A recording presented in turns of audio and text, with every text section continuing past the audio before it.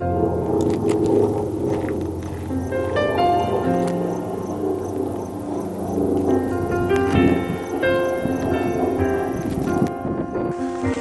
beautiful part, I mean, as sad as the 4 Mile fire is with the loss of homes, is we did take all this, the history of the last 30 years of fire, and we really used it to our advantage and did the best we could. And although we lost 169 homes, we saved thousands of homes, and that's what we try to look at. I'm Jay Stalnacker with the Boulder County Sheriff's Office. I am the Fire Management Officer for Boulder County. I was the Operations Section Chief on the Olde Stage fire. So sort of two different environments for fire to grow and live in. Down here, we're going to have rapid rates of spread, much larger flame lengths, much more heat and BTUs, but it's going to be quick. But as we go up in elevations, you'll see a timber fire, a crown fire, fire that's in condensed groups of trees in forested acreage. And once it establishes itself in that fuel model, it's devastating.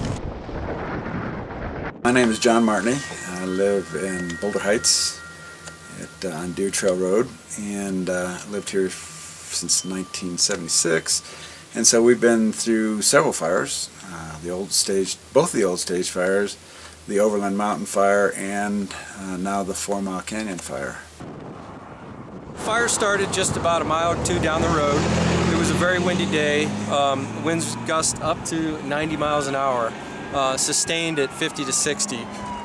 Generally speaking, during these high fire events, we can't use aircraft because it's too, you can't fly aircraft beyond 20 miles an hour wind.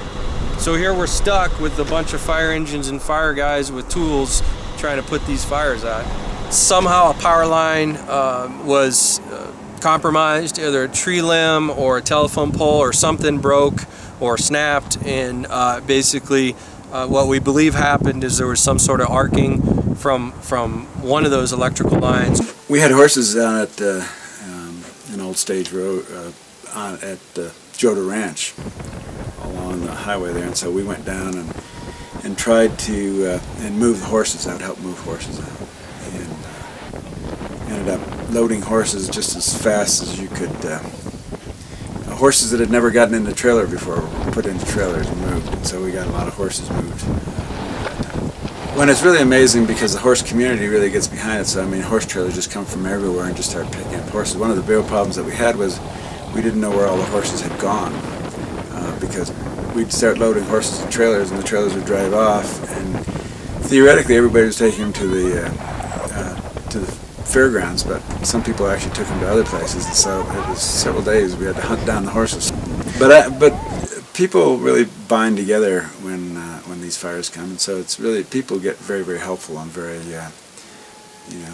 people that you probably wouldn't even talk to you normally are quick to help and stop and help in any way they can.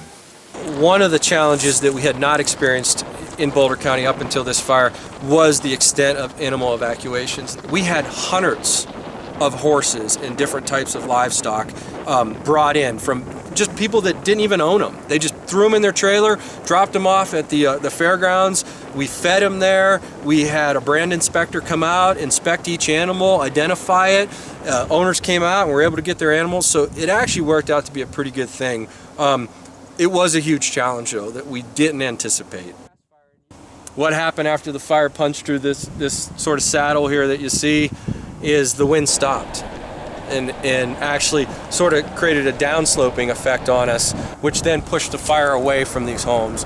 So whether you want to call it fate, luck, God's intervention, something happened that was good, and it enabled us to go direct attack on the fire.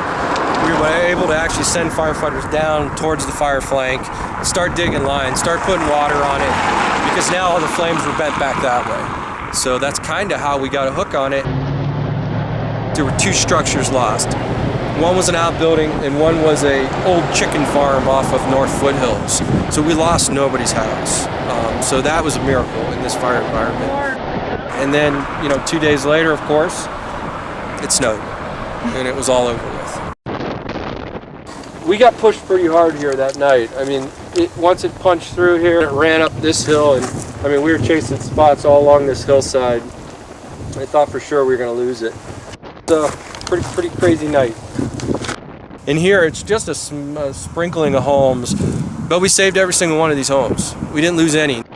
Most of our large fires historically over the past 30 years have occurred in what we typically would have considered our off-season, our downtime.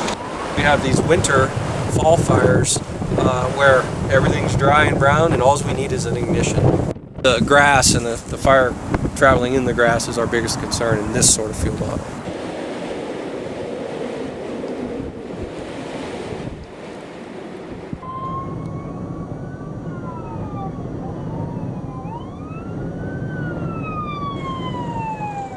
You can see that some of the trees are scarred, but it's good for them. And it's actually going to help this ecosystem down here, kind of thin out some of the forest, bring it back to a grassland, a savanna grassland.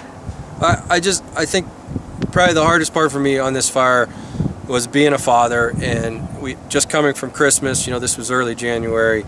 I had to drive this road many times and the whole fire perimeter throughout the evening, throughout the days the fire was occurring, and some of the hardest moments for me was looking in these windows and seeing those Christmas trees with the unwrapped presents, and